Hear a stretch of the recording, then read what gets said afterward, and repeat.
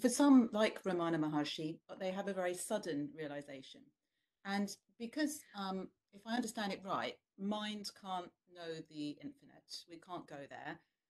What is it that they bring back? What memory? How is the knowledge embedded in them in some way when they've had their experience?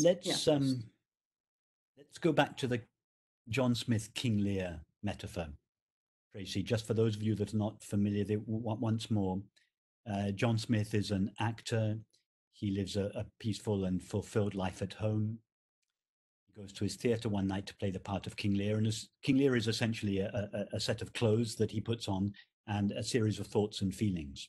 So John Smith puts on the character of King Lear and seems to become King Lear. He thinks like King Lear, he feels like King Lear, and he acts and relates like King Lear. To all intents and purposes, he is King Lear.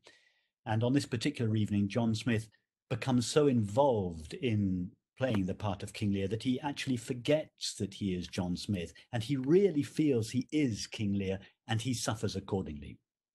So at the end of the play, he goes backstage, his friend comes to congratulate him. His friend finds him miserable. He asks him why he's miserable. King Lear explains the trouble he has with his daughters and the French. And his friend says to him, no, you're not miserable because of your daughters and the French. You're miserable because you've forgotten who you truly are. Who are you? King Lear begins to tell him, I'm a father, I'm the king, I'm a husband. And his friend says, no, you're none of those things. Go back. Explore, who are you really? And King Lear starts telling his friend his thoughts and his feelings. And he said, no, your thoughts and feelings are not essential to you. King Lear is tracing his way back. And at some point, there is this recognition, I am John Smith. And the moment John Smith has the recognition, I am John Smith, his suffering leaves him. Because his suffering arose on account of his belief and feeling, I am King Lear. That's what's called enlightenment. So it's very important to understand that it is not King Lear who becomes enlightened, nor is enlightenment an experience that takes place in King Lear's life. It has nothing whatsoever to do with King Lear. It is simply the recognition, I am John Smith. And that recognition is accompanied by peace and happiness, because that is the nature of John Smith. So now, with that as a background, go to your question. What is it that... Now, you referred to Ramana Maharshi, who most of you have heard of, but for those of you that haven't, he was a great Indian sage of the 20th century. And as you said, this recognition that Ramana Maharshi had was very sudden.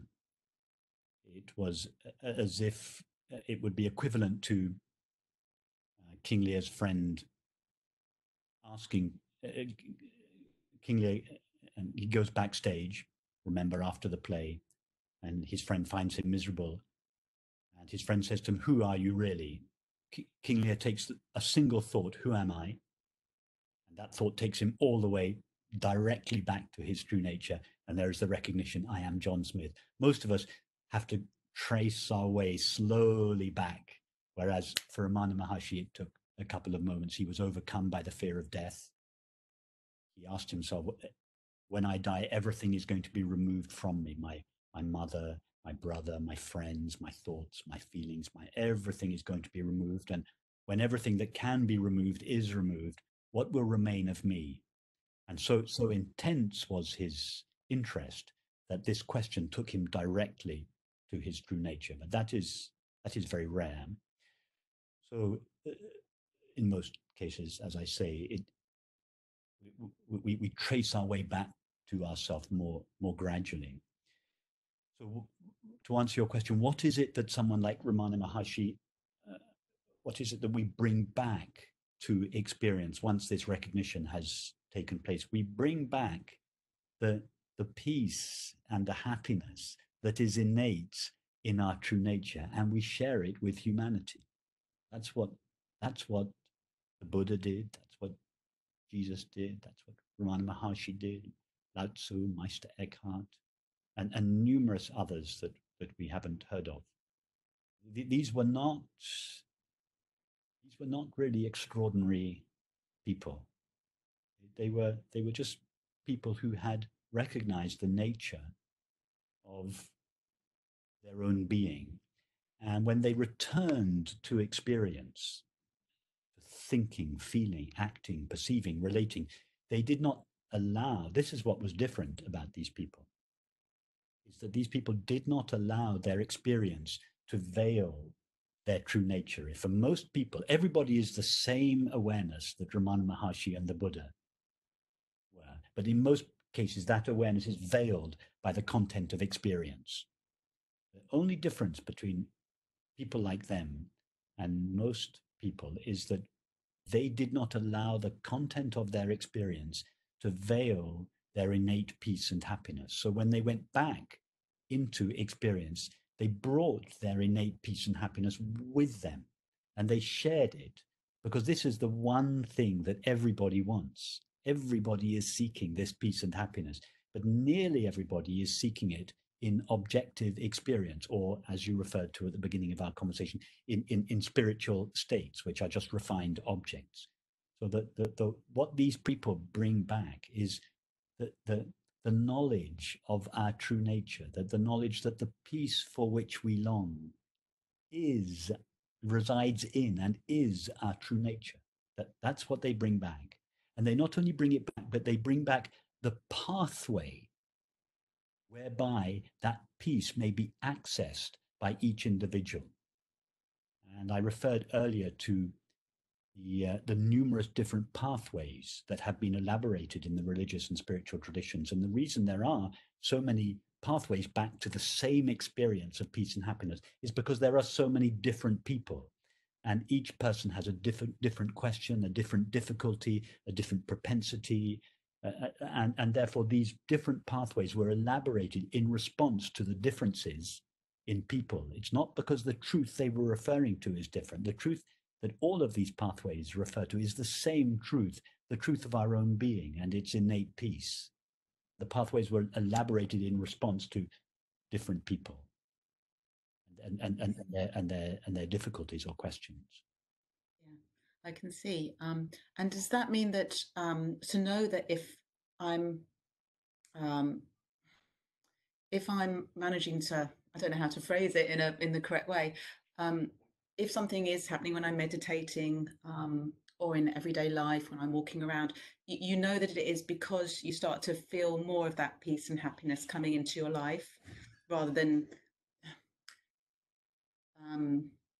an experience as such that you have a memory of. It's more just an infiltration then into everyday life of those qualities that you know that things. Yes, exactly. I like your phrase. It's an infiltration of the qualities of peace and happiness into our life. And for most people, it doesn't happen like this for all people, but for many people, we first find the peace of our true nature in the background of experience. So in the foreground of experience, there is a turmoil of thinking and feeling.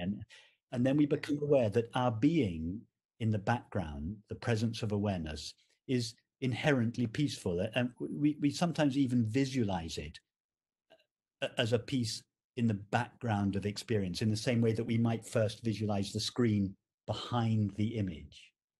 And then after some time, so as we become established in the peace of our true nature, we then begin to feel, as you quite rightly say, that the background peace begins to infiltrate the foreground of experience. And so the foreground of experience begins to be permeated with this peace. It is not just something that is found in the background. And this begins to change the actual content of our thoughts and feelings and indeed our activities and relationships. They begin to be permeated with the peace of our true nature. And then at some point, we may find that the peace of our true nature begins to actually bubble up into a kind of quiet joy that is not simply a neutral peace that infiltrates experience. It is a joy that begins to overflow into experience and express itself as happiness and love. Well, that sounds lovely.